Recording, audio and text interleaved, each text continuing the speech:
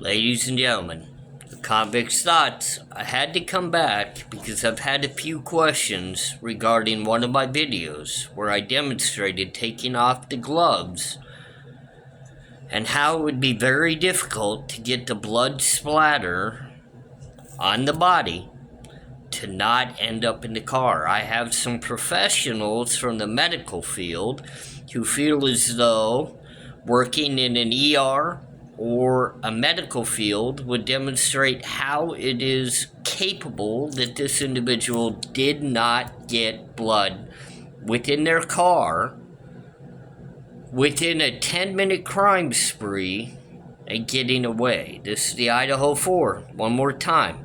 Now, I've got my gloves on. I put on a couple layers of shirts. No, I do not have the full-out coverage that this individual had. I don't have a face mask on. I probably don't have the full headgear on.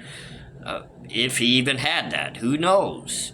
I don't have coveralls like everybody claims. I don't have the medical outfit. But here's another demonstration for you. Now, what I want you to do to realize how this probably transpired. Remember, car seen on video, driving around at 4:04, then again at 4:06, meaning he still had to park his car. Okay, great. We're entering the home at 4:08, 4:09, maybe 4:10, depends on how many breaths he had to take in his car. Now, your heart is beating, but I want you to get down right now. You want to get the feeling what it's like to commit a crime like this? This is coming from a convict. I served over 10,000 days in the penitentiary. I was affiliated in the penitentiary, meaning I know what shanks and knives are all about. You want to get the feel of how this actually began and how this person entering the home felt. Do 300 push-ups right now or run in place for the next 10 minutes at high-speed knee kicks. I'm not going to do it because I'm lazy. I've already done this before in my life. That's entering the house. That's your adrenaline. That's your heart beating. That's how you feel right now. Are you tired yet? No, you're amped. You're ready to go. You're entering the house because, well, they say you're a stalker and you really have eyes for one of these girls. So you don't even know there's 4 people and maybe 6 in the house. 8, who knows? You don't know. Nobody knows. Whoever entered this home, if they were coming as a stalker, did not know who was in this house. They were looking for 1, maybe 2. It doesn't matter. Your heart. You've already done 300 push-ups and ran in place for 5-10 minutes. I hope you're in great shape. He was. This defendant evidently worked out. He had a great routine. Doesn't mean the mind's not spinning. All right. We're in the house. Now we got to figure out where to go. We go upstairs. We commit the first tenuous crime. Somehow dropping the sheath, which is ridiculous. We walk in with this big knife, evidently, with a sheath on it, and, well, we're going to wait till we're in the bedroom to take that sheath off. Instead of taking it off before we entered the home, we're going to actually take it in the home with us. Whatever, it's there. Okay. Come on, guys. We're running in place. I'm lazy, and I'm doing it. We're in. Adrenaline. They say it's quick. It's quick. We got those first 2. We got to, in our mind, we've already killed 2 young ladies. 1 probably jumping on our back trying to save the first young lady. But everybody says, oh, they were sleeping. I don't think so. 1 was, because I'll tell you this, it's really hard for a knife in one hand, a sheath in the other. I'm getting 1, yet there's 2. What am I doing with the second? Okay, I got to drop the sheath. I got to hold the second off, and there's no noise, none, before I can get to that second. Everybody claims, oh, they got her in the heart. They got her in the throat. You don't understand how hard that is. I've been through it. You don't get it. It's not that easy. Okay, but we made it out. Now we got to go downstairs. Our heart's pumping. We just killed 2 people, everybody. We just did a devastating crime. 2 people have lost their lives. Oh, do we leave the house? We're going downstairs. We gotta get out of here without making any noise. Because remember, the door to a surviving roommate is at the base of those stairs to our exit. Wood flooring, base of stairs. We haven't made a noise coming down them yet to alert anybody, have we? Nobody screamed. Nobody's called 911. Nobody knows anything's happening. They didn't hear us. They heard the dog play upstairs. They heard someone's here. They heard all this, but I'm trying to get out. But I haven't made a noise yet. Haven't made one yet. I get to the 2nd floor, and there's 2 more alive individuals. One being a 6'4" male. The other, a highly fighting young lady who evidently fought for her life. Remember, no more noise. No more noise. Your heart's beating. You still got the knife. No more sheath. That's gone. So you got free hand now. That's great. All of this, in some people's opinion, is happening with no blood spray. No blood spray. They claim because it's a K-bar knife, it's a bigger knife, there's no blood spray. Ladies and gentlemen, I've been around some violent crimes. I hate to say it. I've been in the penitentiary where, oh man, just devastating to even see. Now remember, the prosecutor also stated this was the most devastating crime scene they may have ever seen before. It's one of the worst anybody could imagine. But remember, no blood spray. All right, we're going. Heartbeat's going. We run into Xana and Ethan. 6'4", healthy young man, full of life. Maybe he had a drink. Maybe he didn't. Nobody knows. But evidently, everybody says he was just dead asleep while his young lady was up on TikTok getting a DoorDash. Well, she wasn't dead asleep. Remember, not a sound. Not a sound other than a little bit of murmuring, maybe a little bit of crying, and I'm here to help you. My heart's racing, and I just ran here in place for a couple of steps. I don't think that would come across as even normal speaking. I'm here to help you. Remember, heart's beating. You just killed 2. Killed 2. You're not trying to get out the door. You're sitting here telling people you're here to help them. Sounds kind of calm to me. And remember, we're on time frame, guys. We got 7 minutes.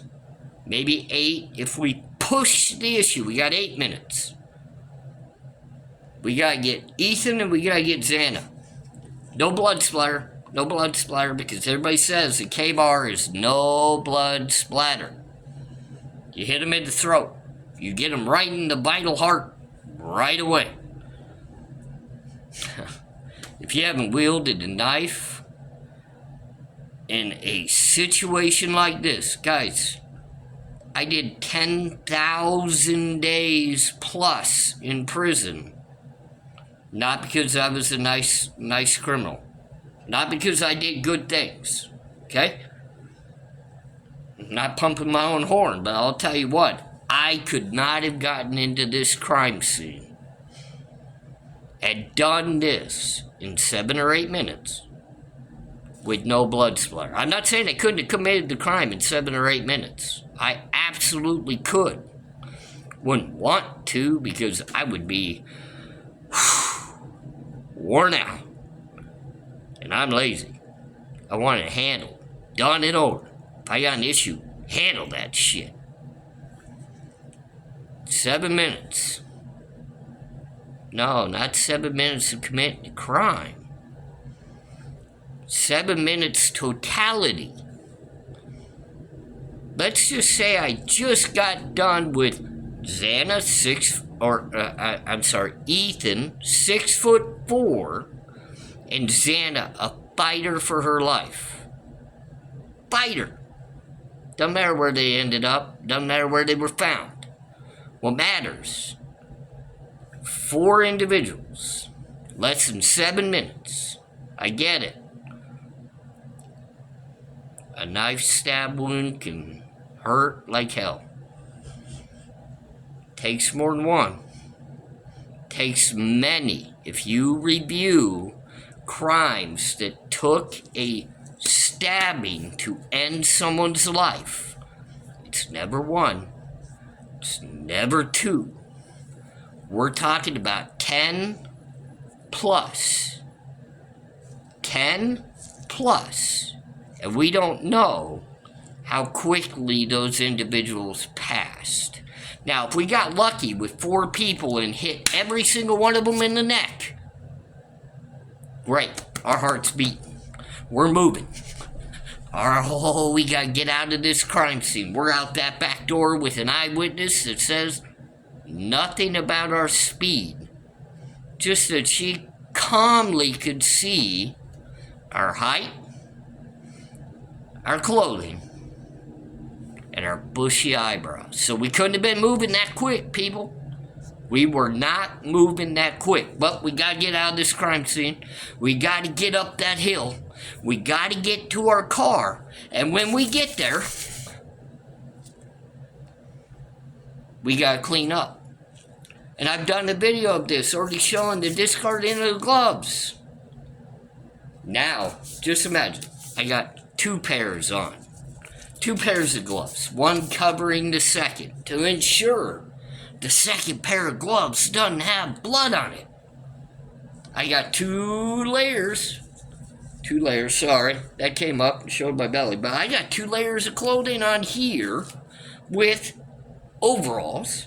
Even though everybody says he probably had medical PPE or some sort of outfit that law enforcement would wear at a crime scene, because he was studying criminology. So, okay, he wasn't looking at the forensic side of it. He wanted to do the digital, but somehow he's going to be perfect in this. So, all of you that say he's not covered in blood at this point, I'm looking at you to explain, because I don't understand it. I don't get it. I've committed crimes that involved other people, and I'm not proud of it, but let me tell you, I wore their blood. I wore it. And you say it had to be a K-bar knife. No, it didn't. I had a razor blade in prison that was called a shank, and I wore every bit of their blood. Don't tell me I don't know what I'm talking about. But I'll conform, and here we are. We're in our full gear, because he's a criminology student, so he must have the full gear. Show me the records he ordered that, because you can't go to Walmart and buy it. Show me where he ordered the gear. I'm not even talking about preparing the car. I'm only talking about preparing the suspect. All right, cool. We got declothed. We've already used a couple of minutes in and out of the house committing the actual crime. And remember, we got to get away. We've already ran up the hill. Oh, man. We have to be tired, people. By this point, we're 2,000 push-ups. We're a couple thousand sit-ups in with our heart beating so hard we can't even think straight. A crime like this, you can't think straight. Don't tell me you can. You cannot think straight. I know what it's like to go in. I ran into prison cells just to fight someone. Just a fight. And I couldn't think straight. Now you're telling me I stabbed 4 college students to death and could think clearly enough to get out to my car and leave 0 evidence in my car. 0. And I gotta do it on high-speed octane adrenaline. Everybody says, well, he's gotta be on drugs. Well, Really? Does he? He was a heroin addict, from what I understand, and heroin is a downer, meaning with all the people I endured, which were thousands, they didn't move so well on heroin. They slept really well. But it's okay. We're gonna go with the theories. We're going with it. He's a heroin addict and he's pumped up like he's on meth. Well, doesn't work that way, but cool. All right, so now we're at the car. We just committed a heinous crime. One of the worst the prosecutor has ever seen when it comes to a crime scene. The worst they've ever seen. I gotta declothe. Now I'm going with the fact here. I've worn numerous layers of clothing. I've even got double gloves on.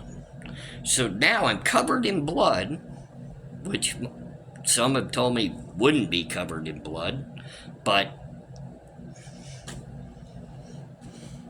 I got some blood. I mean, come on, at least my hands, right? At least some of my clothing would have some. My shoes would have some. Something would have some blood. What do I take off first? You tell me. Me as a criminal that's committed these acts, the last thing that I would want to take off would be my gloves. Because I don't want to get blood on my actual skin that would be touching the steering wheel of my car and the shifter and everything else. And I get that people say, well, you can clean all that off with bleach and blah, blah, blah, blah, blah. I don't think you quite understand how blood stays in a car. That's how people get caught. A drop. A little bitty drop. Kind of like that DNA sample that you found underneath that sheath button. Less than that in blood in a car and you're done.